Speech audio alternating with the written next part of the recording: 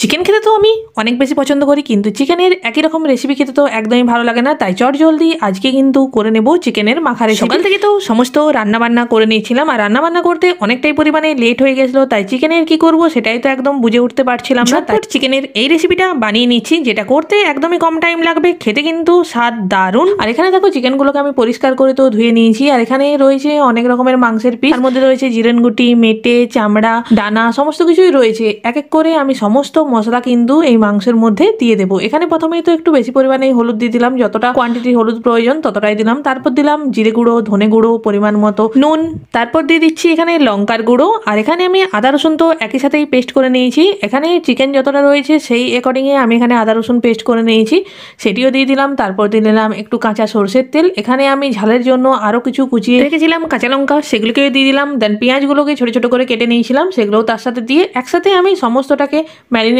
করে দিচ্ছি। এখানে সমস্ত মশলাই তো আমি দিয়ে দিয়েছি। এই চিকেনের রেসিপিটা করতে যেমন খুব একটা বেশি সময় লাগে না, তেমনি এই রেসিপিটি অনেকটাই বেশি সহজ। তার সাথে এই রেসিপির টেস্টটা এতটাই বেশি দারুণ যে আঙুল চেটে পুটে সকলেই খাবে। ম্যারিনেট করার পর 45 মিনিট থেকে 1 ঘন্টা মতো এটাকে আমি রেস্টে দিয়ে দিয়েছি। কড়ার মধ্যে তেল দিয়ে এখানে আমি শুকনো লঙ্কা আর তেজপাতা ফোড়ন দিয়ে আলুগুলোকে ভেজে নিচ্ছি। আমাদের আলু খেতে অনেক বেশি বাড়িতে পছন্দ করে, তাই যে কোনো চিকেন রান্না হলে তার মধ্যে আলু তো আমাদের দেওয়াই হয়। আলুগুলোকে অল্প পরিমাণে এখানে ভেজে নিয়ে তার মধ্যে দিয়ে দিলাম টমেটো আর ম্যারিনেট করা সমস্ত চিকেন।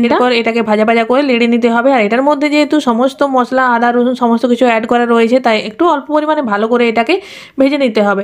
এখানে শুধুমাত্র ভাজার মাধ্যমে এই রান্নাটির টেস্ট প্রচণ্ডই বেশি দারুণ আসে। এখানে আমার ভাজা তো করে দিচ্ছিলাম, তার মধ্যে আমি কিন্তু এখানে ডুবু ডুবু করে কেটে রেখেছিলাম ক্যাপসিকাম, সেগুলোও মিশিয়ে দিলাম। ক্যাপসিকাম দিয়ে চিকেনের এই রেসিপিটা তোমরা একবার জাস্ট ট্রাই করে দেখো, তোমাদের প্রচণ্ডই বেশি দারুণ লাগবে। ভাত থেকে আরম্ভ করে রুটি, রাইস বা নান, যে কোনো জিনিসের সাথে এটা কিন্তু অসম্ভব দারুণ টেস্ট। এটাকে আমার অনেকক্ষণ ধরে আমি এটাকে কষিয়ে নিয়েছিলাম। ভাজা ভাজা কমপ্লিট হয়ে গেছে। চিকেন থেকে তো তেলটিও ছাড়তে আরম্ভ করেছে। যখন চিকেন থেকে তেলটি ছাড়তে আরম্ভ করবে তখনই তোমরা বুঝতে পারবে যে এটার ভাজা পুরো একদম কমপ্লিট হয়ে গেছে বা কষানো কমপ্লিট হয়ে গেছে। তারপর এটার মধ্যে আমি পরিমাণ মতন একটা জল দিয়ে দিলাম যাতে চিকেনটা সেদ্ধর জন্য। আর এখানে তার উপর থেকে আমি কিন্তু একটু ধনেপাতা কুচি ছড়িয়ে দিলাম আর দিলাম কাঁচা লঙ্কা। ঢাকা দিয়ে লো আছে সেদ্ধের জন্য এখানে রেখে দেবো। জলটা আমার অনেকটাই কম লাগছিল, সেই জন্যই আমি আর একটু এখানে জল দিয়ে দিলাম। 5 মিনিট রেখে দিলেই তো চিকেন একদম সেদ্ধ হয়ে যাবে। 5 মিনিট পর আমি ঢাকনা তুলে চিকেনটাকে তো লেড়ে নিচ্ছি। আর এখানে দেখো পুরো জলটাই তো মরে গেছে আর চিকেন পুরো একদম পারফেক্ট সেদ্ধ হয়ে গেছে। কালারটি কতটাই বেশি দারুণ এসেছে। আমি তো এটাকে রাইসের সাথে